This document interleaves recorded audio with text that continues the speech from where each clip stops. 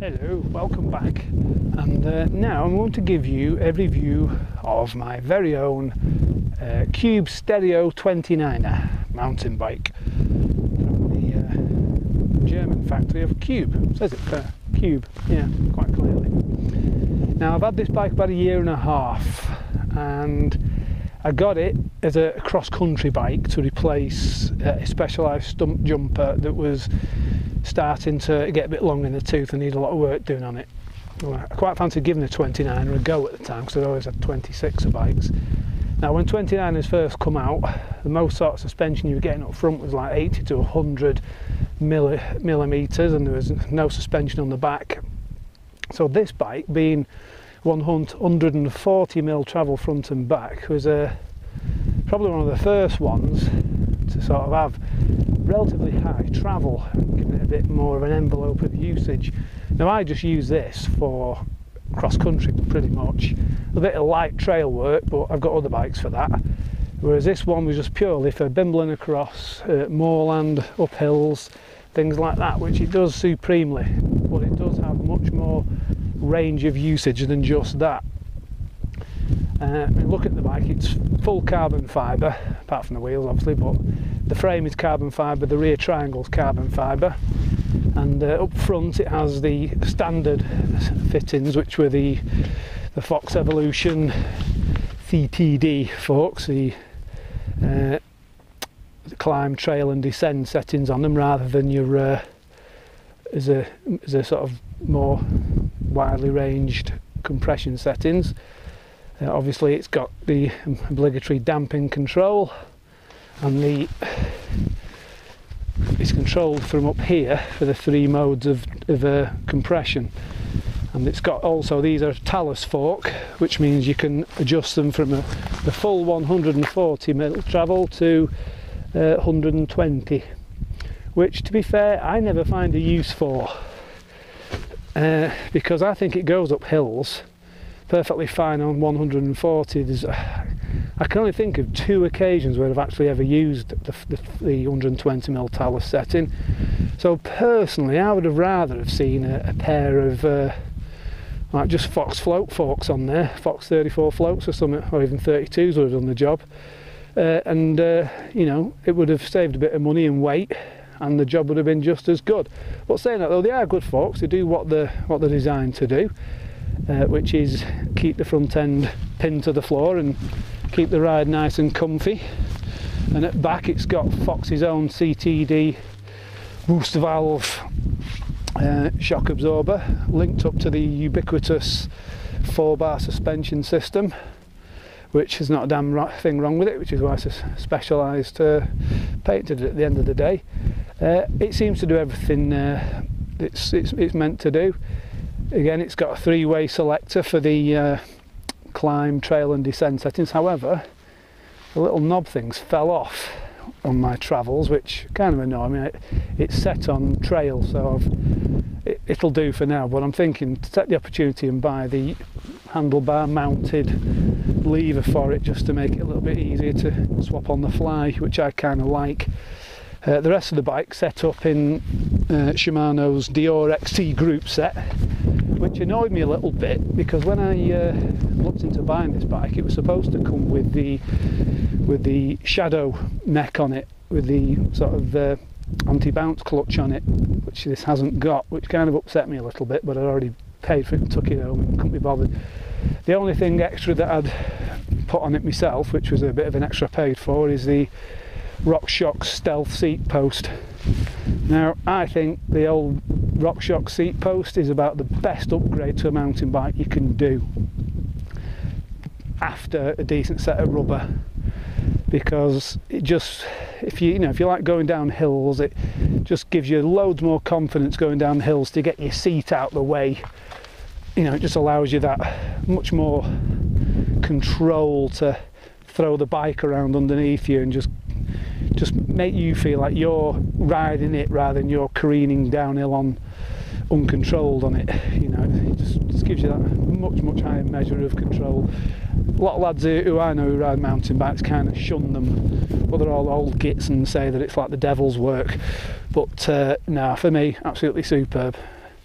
Everything else is standard on the bike. I've even kept it with the standard Schwalbe Hans Dampf tyres, which I think do the job perfectly well. And the guy in the club's also got one of these, and the one thing he's changed is the rubber. He says I forget what he changed it to, but he said he didn't like these Hans Dampf tyres. Probably because he's a better rider than me and can, you know, chuck it around a bit more, and, you know, so his is reaching the edge of the tyres performance before mine are, because I'm not that good. Enthusiastic, just not that good. And the only other thing I put on is the old DX Shimano clipless pedals, which are my personal favourites for mountain biking, because you've got a little bit of a platform on them in case your foot comes out the cleat. You can still carry on pedalling, but with them being double-sided, you can always find the cleat easy enough, and they just feel really secure. Although I think the cleat on my left-hand shoe's wearing out because it keeps pulling out, but that's an issue with the cleat, not the pedal. But everything else is pretty much bog standard. Needs a new grip after a bit of a heavy spill. But other than that, the brakes are the standard ones that come with it, the Magura brakes, which I'm not all that keen on, to be fair. They seem to stop everything alright, but it's probably because the Magura has own discs as well, but they're these wavy discs. You seem to get a lot of judder in the brakes, and I don't like it. I would rather have paid a little bit extra and get some Hope brakes on there, and in fact I might still even do that, because I do like this bike and I have no inclination to get rid of it. It cost a bleeding bomb for a start, so I'm going to get my use out of it. But yeah, cracking bike. So I'll take it for a ride. If you've never ridden a 29er and you're into your mountain bikes, don't just instantly dismiss them like some people do, because yeah, the wheels are massive, but they are so stable, especially going up hills over rough ground where you've got loose pebbles.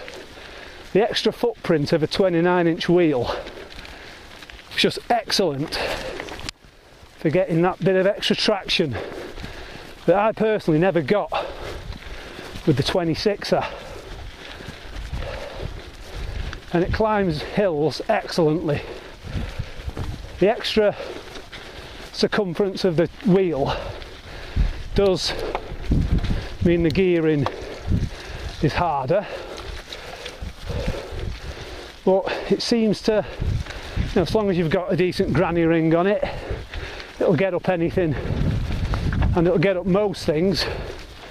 My old stump jumper just wouldn't, just for the extra traction. That's a very smooth bike, Cube 29er. It's not super stiff. But I don't like that in a mountain bike. I like a bit of feedback. I like a bit of smoothness and plushness, which this has in spades. I have the suspension set up sort of medium hard, and I just alter it as and when with the control track and descent settings. I run the tyres at 40 pound/psi just to prevent pinch flats, and I find the suspension does most of the work.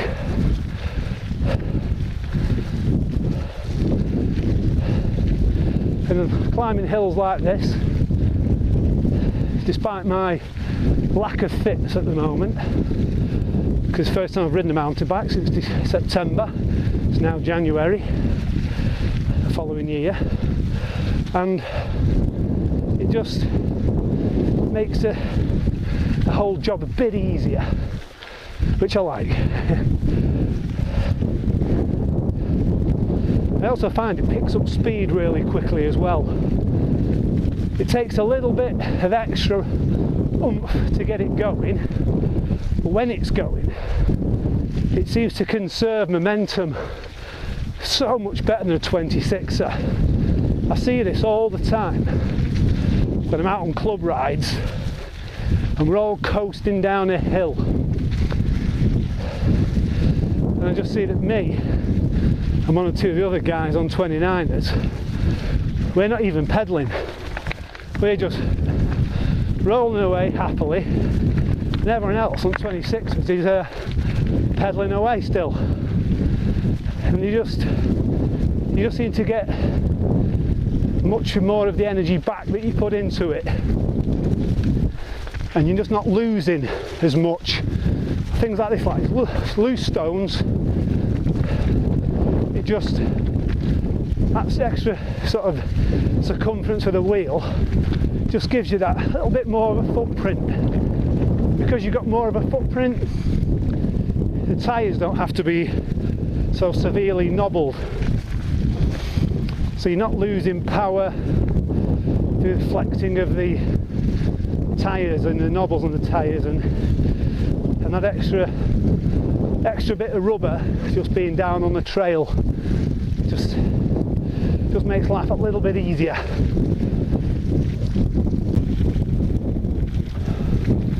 On the flats like this, the bike just rolls on. It's really good. It's nice and smooth. It will forgive a little bit of poor line choice. A big 29er with 140mm travel each end will hide many sins.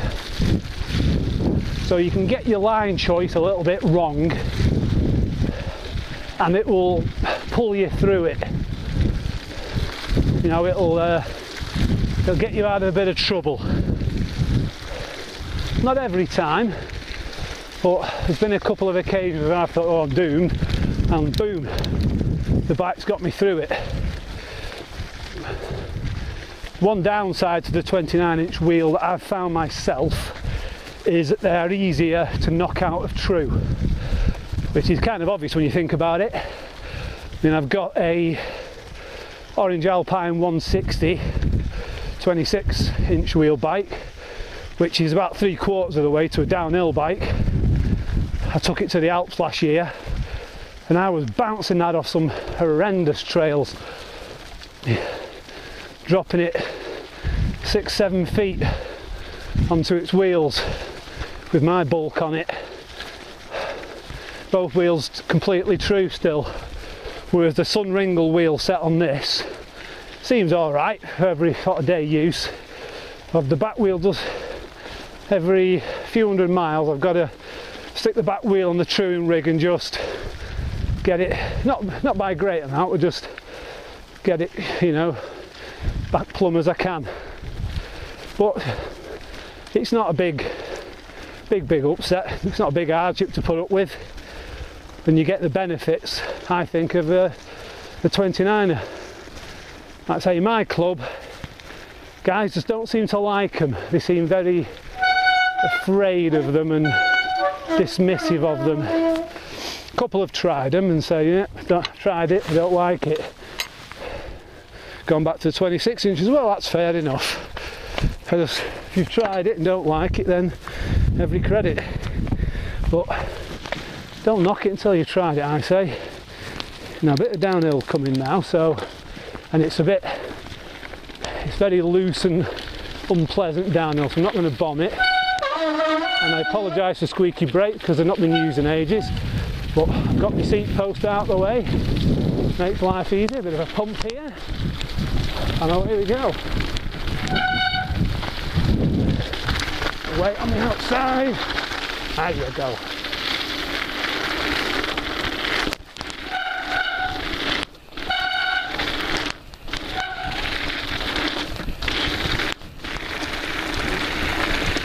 A bad corner, weight on the outside peg, get it over on its side, grip, oh yeah.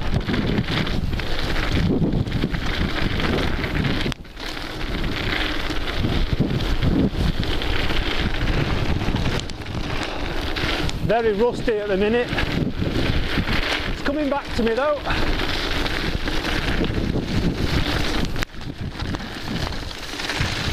That was fun. I like this little bit of trail. Now it's quite fast, we've got to watch out for walkers, so I won't hoon it down here.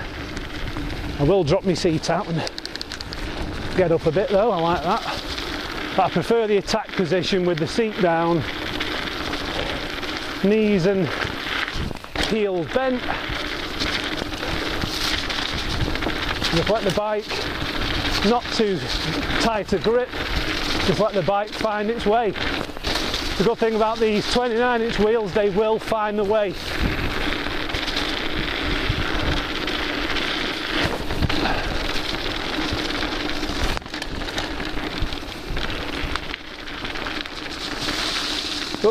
Seat back up again and into the pedal. That's the one good thing about the old RockShox seat post, no brake while you stop, put your seat back up and all that crap.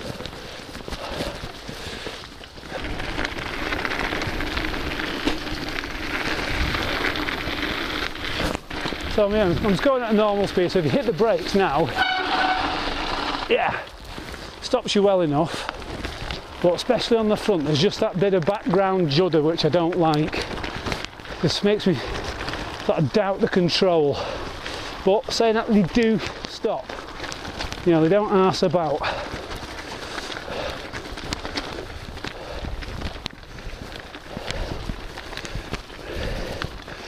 I do like the spread of gears on this though. I find I can do most things on the middle front sprocket. It's only really steep stuff that I've got to break the granny ring out. The small 22, I think 22, 24 inch teeth on the front. But for everything else, more often than not on the middle ring. Occasionally if I'm transiting somewhere on the road, it's fairly flat and I'll get on the front big ring, but very rarely.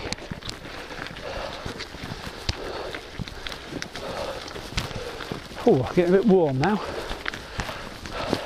Nice steady climbs like this, it settles into them and it's just a measured output, that's it. You know, you've got like, I've got this intensity for that long. Can I do it? Yay or nay? The bike will do it. It just all depends whether you or not can.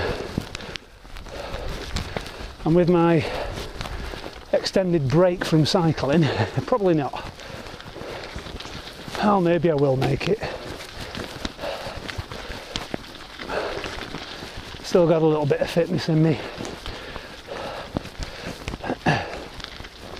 Still, what takes 2 months to lose, takes 4 months to recover. That seems to be my experience.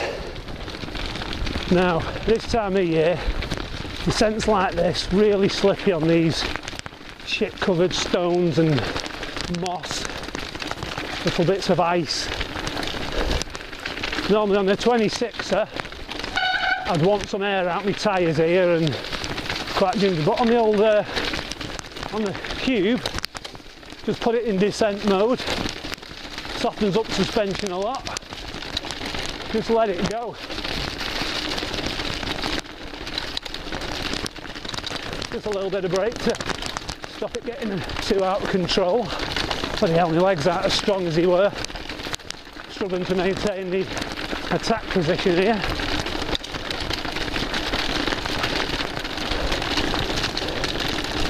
Now I've probably got the rebound set up a little bit too quick for terrain like this, because it is quite juddery even for the 29er, but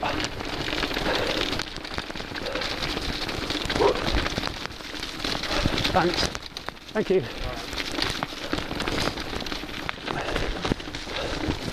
And even for the 29er it's quite hard going. Quite a few people with dogs now, so I need to be quiet.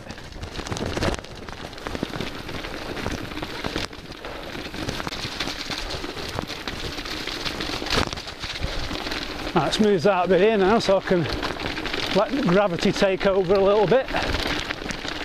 Just keeping my weight over the back, keep the front nice and light. A little bit of dab just to take too much off. No front brake on the hill like this. Hope you guys can still see.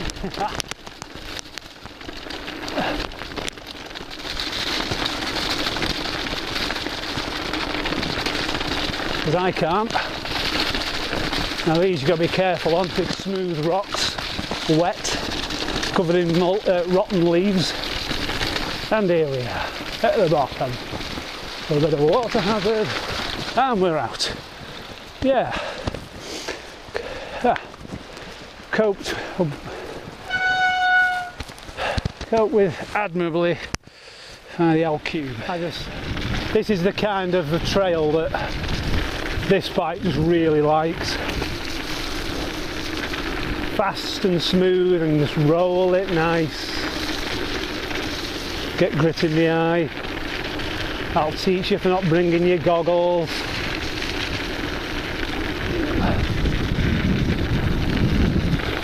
Just drop my seat out the way just to negotiate this corner. It's another good thing about the old RockShox seat. You can just drop it dead quick for a little bit, and a little tight corner. Bang it back up again and start pedalling. If you've been a bit of a naysayer for the dropper seat post, then I really urge you to change your opinion of them. They are awesome, and they're all pretty much of a muchness. I've used a couple of different ones. The only ones I would say to avoid are the Joplin ones. I had one and I didn't listen to the reviews, and I wish I did. The review said it was a terrible piece of equipment. I bought one because it was half the price of a RockShox, and it was shite.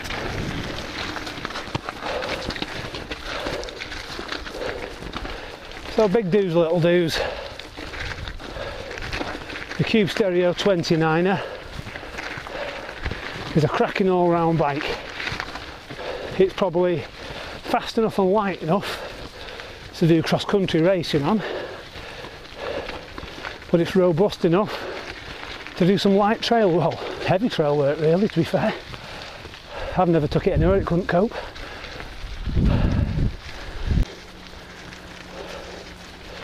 But no matter what your opinions on 29ers are, as I said, unless you've tried one and didn't like it, which is fair enough, give one a go. Might surprise yourself. Surprise me.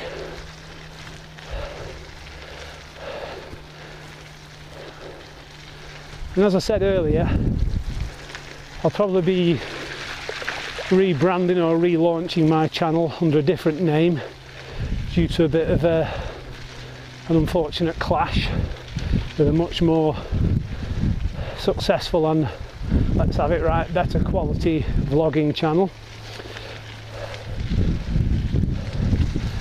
But I will keep you all updated, all 18 of you, with any changes I should make and links to any new channel should that happen.